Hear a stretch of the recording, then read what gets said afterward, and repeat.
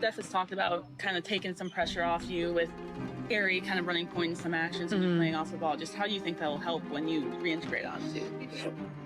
Yeah, I mean, it'll be nice probably not to have to bring the ball up against pressure 94 feet, but like I said, like, that's what I'm best at, so we're still going to do a lot of that. Now, on the surface, that sounds like a standard athlete quote.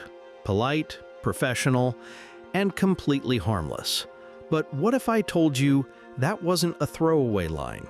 What if that was Caitlin Clark's first public response to a betrayal that's been happening behind the scenes for months? Because the story we're all watching on the court, the story of a struggling Indiana Fever team, is not the real story. The real story is about a locker room in the middle of a civil war, and according to multiple reports, it's a war that has turned teammates against the biggest star in the league. The title of this video isn't clickbait. We're going to show you the evidence that suggests some players are intentionally freezing her out, and that this quiet, polite quote is Caitlin's way of finally breaking her silence. This is the story the mainstream media isn't connecting the dots on, so we will. If you believe there's more to this story than what we're being told, hit that like button to show us we're on the right track. It helps us know we're digging in the right place. Okay, let's get right into the fire, because to understand what's really happening in Indiana, you have to start with the reports that the organization wants to keep buried. Now, we're moving into territory based on insider reports, so we have to filter out the noise. But multiple sources close to the team have described a growing tension inside that locker room. These aren't just whispers. We're talking about reports of heated halftime confrontations and a deliberate strategy by some players to freeze out Clark on offense, allegedly refusing to pass her the ball even when she's open. And for many of you watching, for the narrative analysts who have been breaking down the game film on social media, this isn't even a surprise. You've been pointing it out for weeks. The strange possessions where Caitlin, one of the most gifted playmakers on the planet, doesn't touch the ball. The moment she gives it up, expecting a screen or a give and go, only to see her teammates look her off and force a bad shot. You saw the smoke, and now these reports are pointing to the fire. But the first real-world casualty of this internal collapse wasn't a loss on the court. It was the shocking departure of a key veteran player. When the Fever signed DeWanna Bonner in the offseason, she was supposed to be the steadying hand, the championship-caliber presence to guide a young roster. Instead, she was gone after just 9 games. The official reason was that the fit did not work out. But what does that even mean? In sports, fit is often code for something much deeper. You don't walk away from a contender 9 games in because of a few clunky offensive sets. You walk away when the environment is broken. You walk away when you see a toxic dynamic that you want no part of. DeWanna Bonner saw a team that, despite its immense talent, was being torn apart from the inside. But the question is, why? Where does this dynamic come from? A problem this deep doesn't just start with the players. It starts at the very top. It starts with the vision sold by the front office. To understand how this betrayal was allowed to happen, we have to rewind to that now infamous press conference with Fever President Kelly Krauskopf. In that clip, which has been torn apart by fans, she laid out the blueprint for this entire mess. She wasn't just talking about winning games, she was talking about building a brand. An enduring brand like Apple. Yes, we have a foundational player in Caitlin Clark and Leah Boston, and we're going to continue to add to that. But I want this team to be the leader in the country, and a brand, an enduring brand, like Apple or something. On the surface, it's corporate speak, but listen to it again with the context of a divided locker room.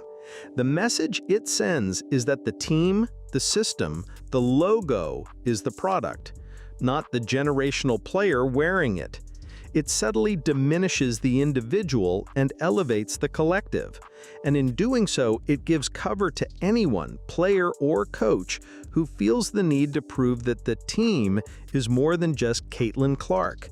It accidentally created the blueprint for the very freeze-out we're seeing today. But a blueprint from the front office is useless without an architect on the floor to execute it.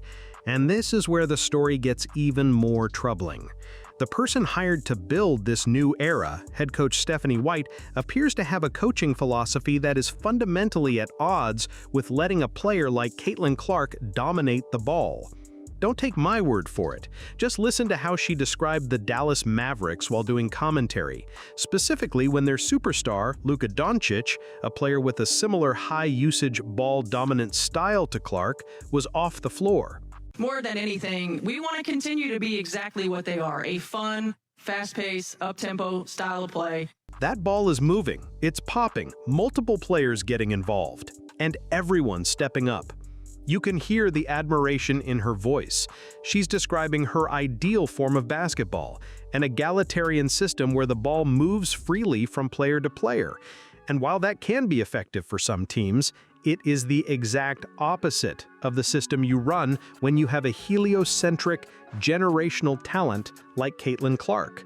You don't ask the sun to orbit the planets. This isn't a knock on her as a coach in general, but it's a massive red flag for her role with this specific team.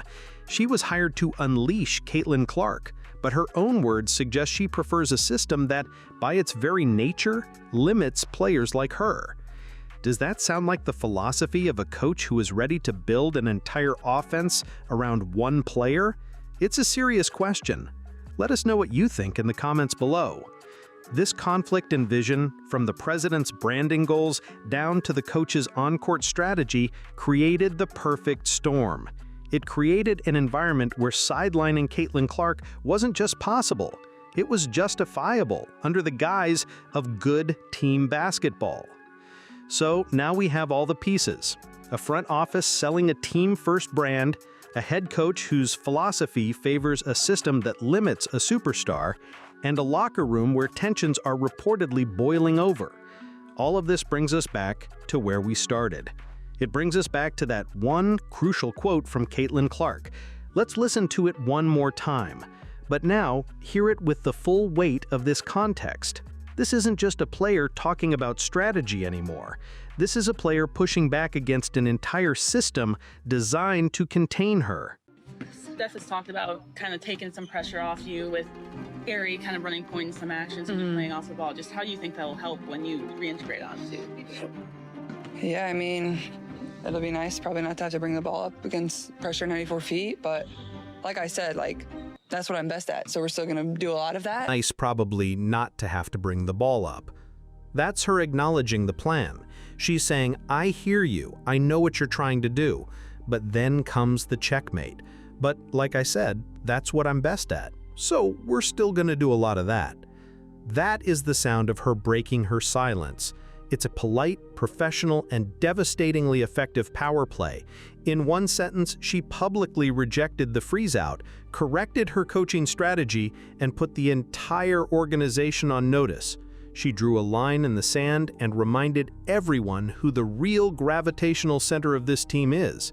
This is the betrayal, and that is her response. And this is where the stakes become astronomical for the Indiana Fever. Because this isn't just about one season, it's about the entire future of the franchise. Caitlin Clark's rookie contract runs through 2027, after which she becomes a free agent. The clock is already ticking. Fans have made it overwhelmingly clear that they are Caitlin Clark fans first and Fever fans second. If the organization continues on this path and forces her out, they don't just lose a player, they lose everything.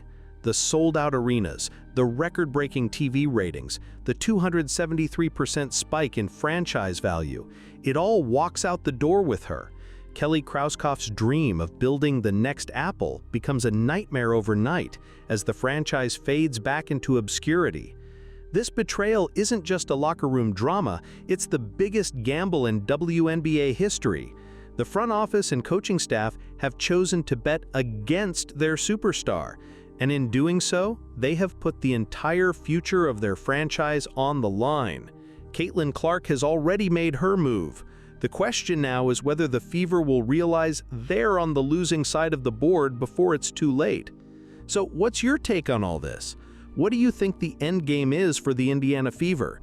Is a coaching change the only way to fix this, or is the problem in the front office so deep that a bigger overhaul is needed? Let us know your detailed theory in the comments section below. We read them all. We are going to be following every new report and every development in this story as it breaks. This is the defining narrative of the WNBA season, and it's far from over. To make sure you don't miss our next update, subscribe to the channel and hit that notification bell. Finally, if you have a friend who is a fan or another narrative analyst who needs to see this full story, share this video with them. The more people who understand the real stakes of what's happening in Indiana, the better.